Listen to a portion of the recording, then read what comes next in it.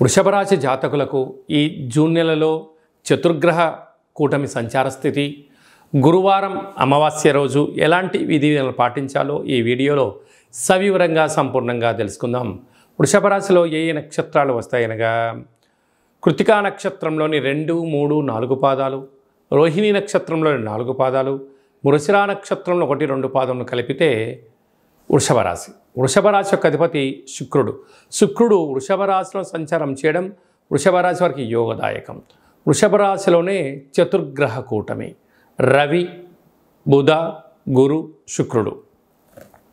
రవి బుధులు ఎవరి యొక్క జాతకంలో కలిసి ఉంటారో బుధాదిత్య రాజయోగము అంటారు. ప్రభుత్వ ఉద్యోగం చేయడానికి, ఉండబడి దాంట్లో ప్రమోషన్స్ రావడానికి, మీరు ఏదైతే అనుకుంటున్నారో సాధించడానికి ప్రభుత్వ అధికారులకు చాలా మంచి కాలం అని చెప్పి గమనించాలి.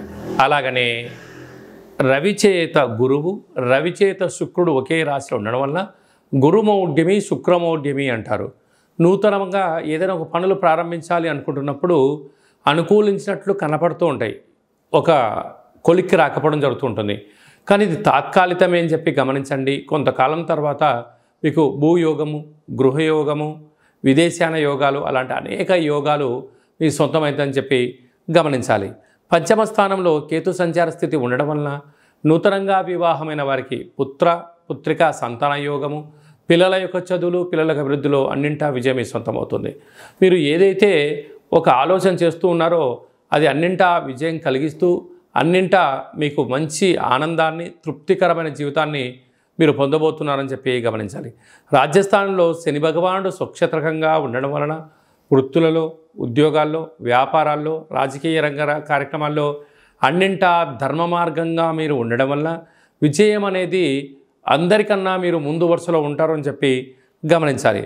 లాభస్థానంలో రాహు సంచారం చేయడం వలన దయచేసి అప్పులు ఇవ్వద్దు, అప్పులు తెచ్చుకోవద్దు. కారణం ఏమిటనగా కష్టపడి పనిచేయడం మీ వంతు, ఫలితాలు అనుభవించడం పక్కవారి వంతు అన్నట్టుంటుంది.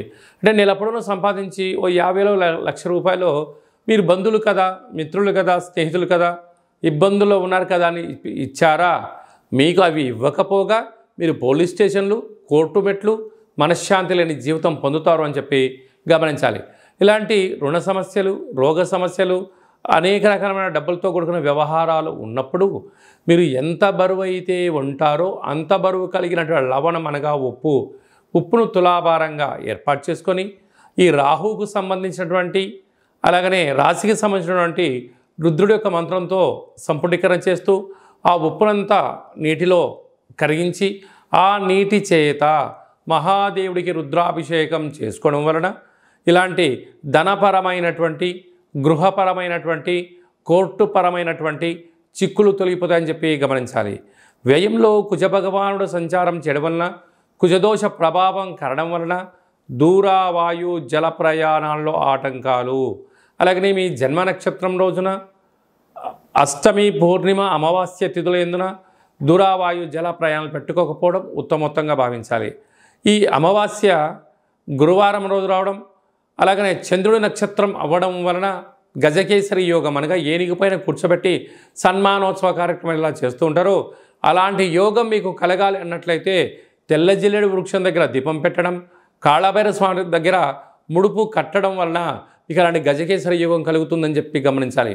అలాగే రాశిలోనే చతుర్గ్రహ కూటమి కరడం వలన మీరు నివసించే ఇంటికి కానీ, వాహనాలకు కానీ, మీరు చేస్తున్న వ్యాపార కార్యక్రమాల్లో ఒక ఎర్రటి గుమ్మడికాయని దిశ పగొట్టడం వలన గ్రహదోషం తొలగి గ్రహయోగం కలుగుతుందని చెప్పి గమనించాలి. హోటల్ వ్యాపారాలు, స్వయం వృత్తులు, వ్యవసాయ సోదరీమణులు, గృహ భవన కార్యక్రమాలు చేసేటి వారందరికీ చాలా మంచి కాలము ఉందని చెప్పి గమనించాలి.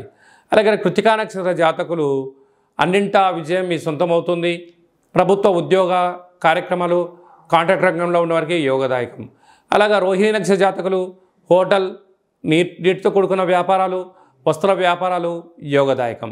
మృగశిర నక్షత్ర జాతకులకు బార్డరు, నేవీ, పోలీస్, రక్షణ శాఖలో వారికి మంచి అవకాశాలు రాబోతుందని చెప్పి గమనించాలి.